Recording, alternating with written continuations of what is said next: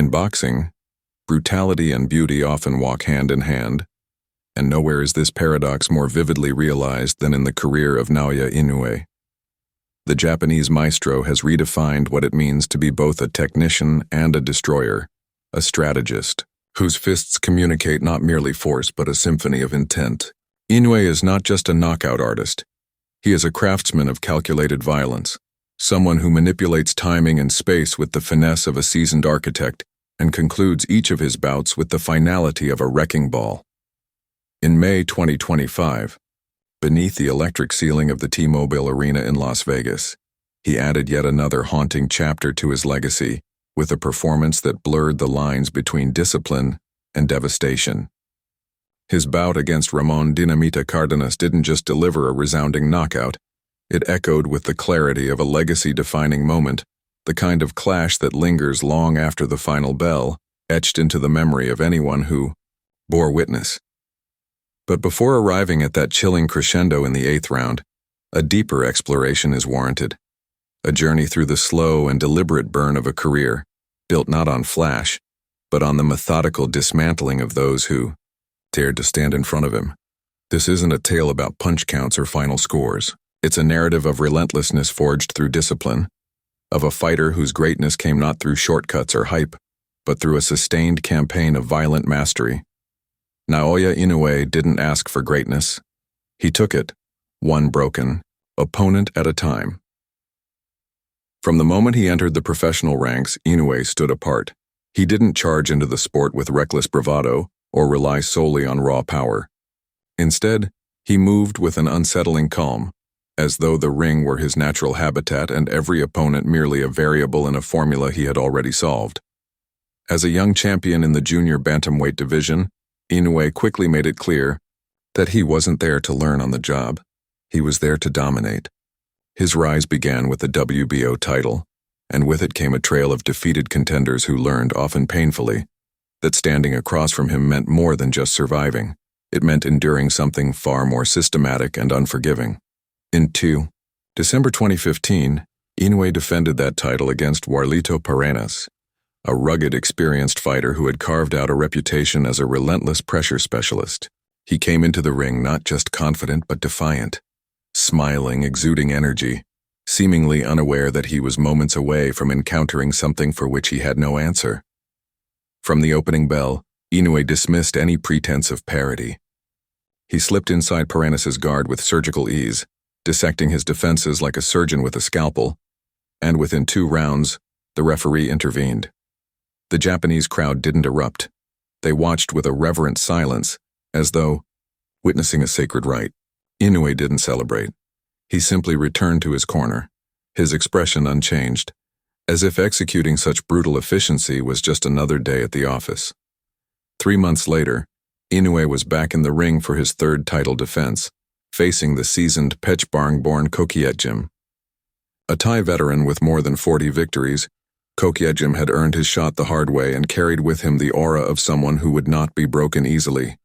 Inoue, ever the student of movement and rhythm, began the fight with measured aggression.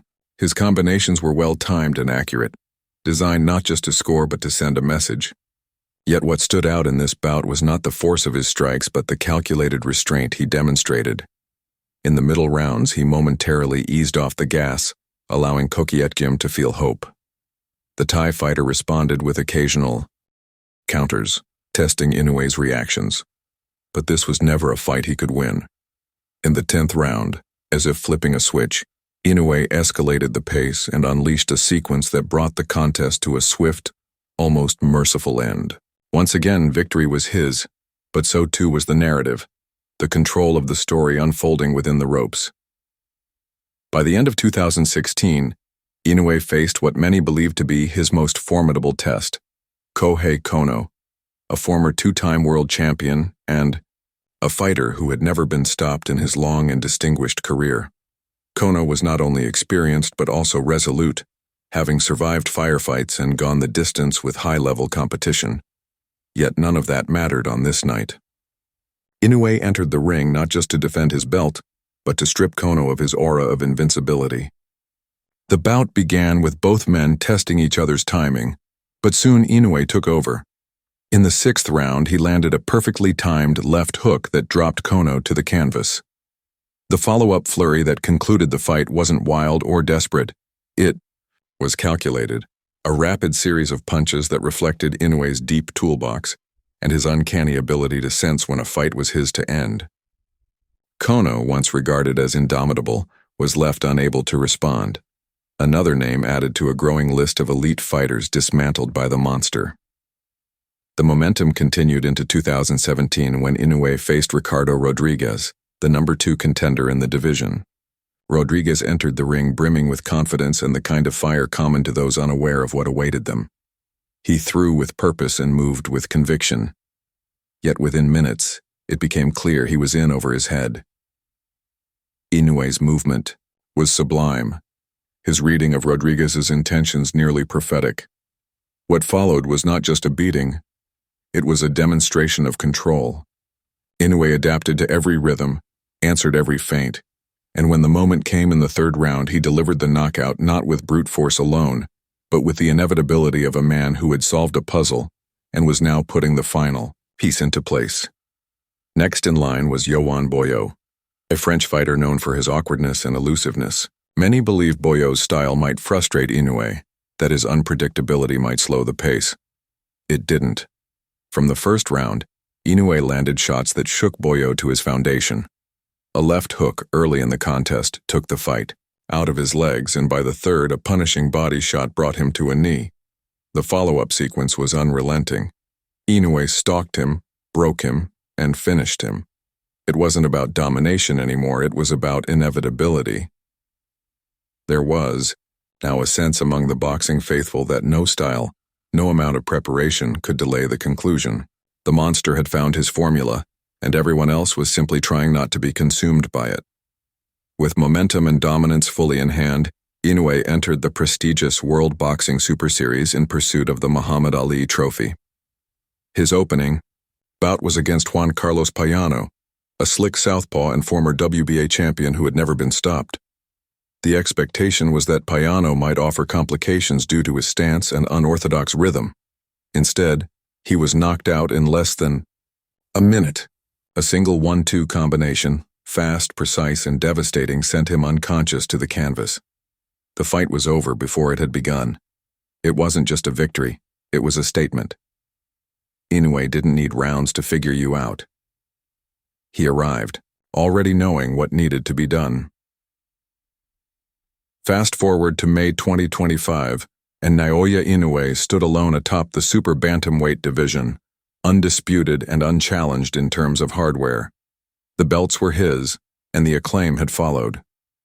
But true greatness demands not just maintaining supremacy, it demands testing it. So Inoue took on Ramon Cardinus, a Texan southpaw with real power and real purpose. Unlike others before him, Cardinus didn't seem awed. He had fought his way into this opportunity and planned to capitalize. The crowd inside the T-Mobile arena felt the difference. There was tension. This was no tune-up fight. As the opening bell rang, Inoue looked composed, using his jab to feel the distance, managing range, and reading his opponent. But Cardinus had come to fight. He took risks. Early and at the end of the first round, he found a home for his left hook, one that caught Inoue flush and dropped him to the canvas. The arena gasped. For the first time in years, the monster had fallen. But what happened next would define him more than any knockout. Inoue rose at the count of 7. His eyes were clear. His movements were purposeful. In that moment, something changed, not just in the fight, but in the story of Inoue himself. The knockdown didn't shatter him. It sharpened him. He returned to his corner, composed, and by the third round, he was a different fighter. Cold, calculating, and exacting in every motion. He began slipping punches with subtle head movement, countering with accuracy, regaining control of the ring one exchange at a time. Still, Cardinus refused to wilt. He continued to press forward, his confidence buoyed by the earlier success. He landed shots that would have backed up most opponents. Inoue stood firm. By the fourth round, he was delivering combinations to the body and head, forcing Cardinus to absorb more than he could return. The monster had not just recovered, he had reasserted himself. The middle round saw Inoue pushing Cardinus into corners, cutting off the ring, and punishing him with blows that echoed with finality. Each landed shot sapped energy. Each missed. Counter from Cardinus chipped away at his hope. The sixth round was the turning point. Inoue no longer responded, he dictated. He marched forward with a ferocity that was both terrifying and beautiful, his footwork crisp, his vision unclouded. Into the seventh, the tide became a flood. Inoue opened up, battering Cardinus with combinations that blurred the line between offense and choreography. Still, the American held firm, refusing to give in. But pride doesn't stop physics. Courage doesn't alter momentum. In the eighth round, Inoue closed the show. A flurry of precision shots forced the referee to step in. The fight was over. Inoue stood victorious, having faced down adversity and emerged more terrifying than ever. He had been pushed to the edge and returned with fire in his eyes. In the end, what defined the night wasn't just the knockout. It was the resurrection. Naoya Inoue had tasted the void and emerged as something even more formidable. In the years to come, people will remember the records, the titles, and the accolades. But above all, they'll remember the feeling. The awe of watching a quiet, focused man turn destruction into an inevitability, transforming violence into something almost divine. Because Inoue doesn't just win. He defines what winning looks like.